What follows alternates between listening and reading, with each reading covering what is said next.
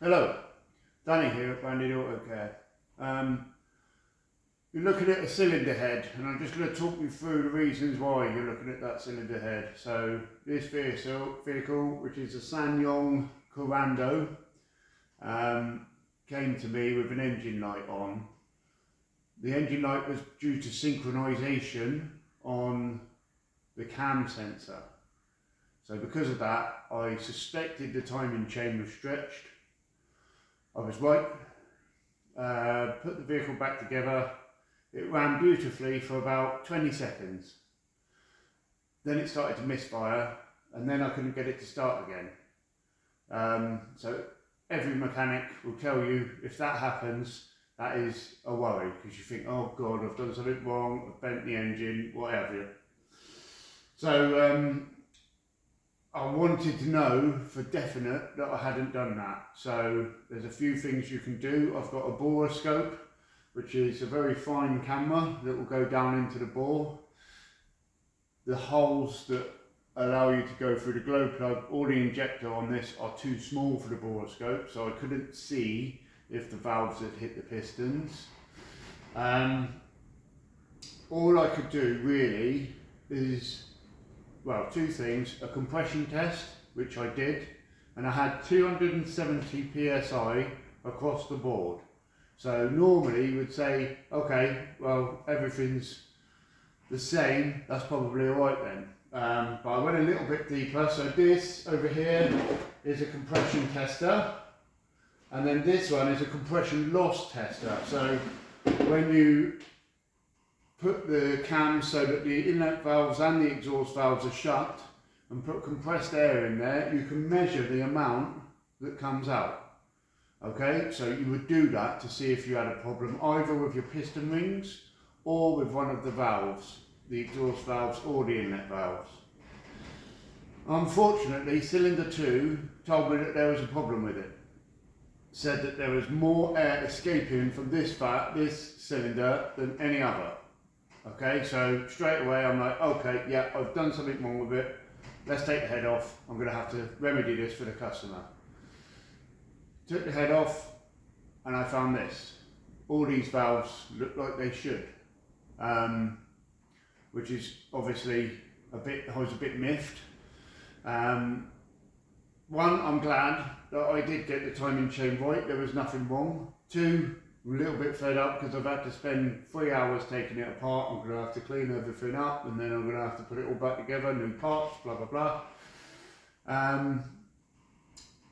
The big reason that it's a problem on this vehicle is there's no information on Autodata, AllData, Garage Manager. I couldn't find anything on how to do a timing chain on one of these. Probably the dealership has got it, but nothing for an independent, which is why a lot of independents won't touch these cars. Anyway, I found some Russian dude who pointed out what I know now is the timing marks. I did my own video of the timing marks, so that there's one in English for everybody else who's going to attempt this. Where the tensioner bolts on, so you have a guide and then a guide with a tensioner on this side of the chain. You can't bolt that guide in before you put the bolt down through here to go through to your timing case. So it's a failed design in my opinion, but anyway, that gave me doubt. This gave me a conclusion that I have come to. So I'll show you why that compression loss tester showed me this. Alright, so I've got some compressed air. The valves obviously are all shut because I've got the camshafts out. You shouldn't have anything come through here. I've filled these with diesel, made them nice and level so we can see. So when I blow air into this hole, nothing, nothing, nothing, nothing. This one, okay, let's go a bit harder. So I've got that tiny little bit of bubble in there when I really force it out, and you can see a tiny bit there. Nothing in there. tiny little bit starting to come through there. You can see that. You can see that. Okay, so on some of them you can see there's a tiny little bit of air coming through. Obviously on this one, which is cylinder 2, I've got masses of air coming past those valves. So it's not because the valves are bent, because if the valves were bent, that would cause the exact symptoms that I had. This is carbon build-up on the back of your engine. I don't want to say anything, but probably to do with the introduction of emission regulations. Your engines do clog up with soot. There's soot on the back of those valves in particular, more than the other ones, so it's caught me out this time. So it's not the end of the world. I've had to have the head off. I'm going to have to put the head back on, so a new headset, get it back together. I suspect one of my injectors coincidentally went down 20 seconds after having it all apart. Obviously you've got to take the injectors out to do this job. Maybe that's why it did it, but now I'm going to have to go back to my investigation after I've rebuilt the engine and timed it back up again, and I'll find out what the problem is. And I'll obviously update you, but it's just really a video to show you sometimes people don't trust mechanics. And I know why, because you see a lot of videos of how well somebody's done something.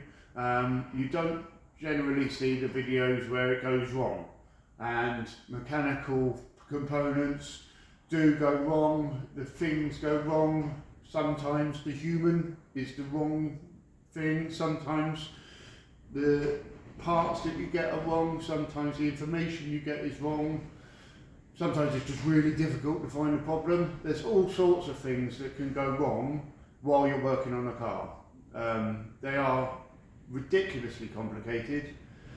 So it's just sort of a day in the life of what happens sometimes, and then what you have to do to get over those problems. So if your mechanic says, oh okay, well I've done this and that and it's going to be another 2 days or something like that, if it sounds like a viable excuse, let's call it, or a viable reason, then don't jump onto the fact that, oh, they're just being lazy or something like that, because something like this might have happened. A lot of shops will just get on with it and fix it without you knowing. I haven't done that in this situation. I've spoke to the customer. I said to him, I don't know what happened to it. Did the timing chain, it started to misfire, so I'm going to find out why. This is why I thought it was. I haven't told him not to take the head off yet, but I'm kind of making this video for that reason as well, so you can see it. Yeah, if you have any questions about doing timing chains, timing belts, anything like that, or about the compression loss test, the compression test, what you should be seeing, what you should be doing, happy to help. Just send me a message in the comments. I hope this video is being informative, and I will try to show you what the actual problem was when I get there. But next thing for me, I'm going to have these valves out and clean them, because I've got to this stage. So I'm going to regrind these valves. I'll do all of them, regrind these valves back in, and then I'll show you another video of no air coming through these. Alright, so that's my next job, and then I'll show you what's actually wrong with the car when we get there. Thanks for watching.